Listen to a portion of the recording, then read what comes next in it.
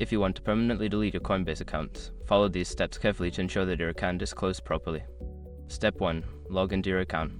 Visit the Coinbase website or open the app and log into your account using your credentials. Step 2. Navigate to Account Settings. Once logged in, go to the Account Settings. This is usually found by clicking on your profile picture or the menu icon in the upper right corner.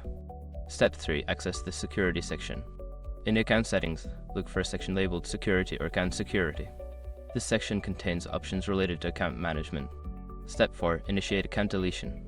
Within the Security section, find the option to delete or close your account. Follow the prompt, which may include verifying your identity or confirming your decision to delete the account. Step 5. Confirm deletion. After initiating the deletion process, you will likely receive a confirmation email. Open this email and follow the instructions to confirm that you want to permanently delete your account. Once you have completed these steps, your Coinbase account will be scheduled for deletion. Keep in mind that this action is reversible, and you will lose access to your account and any associated funds.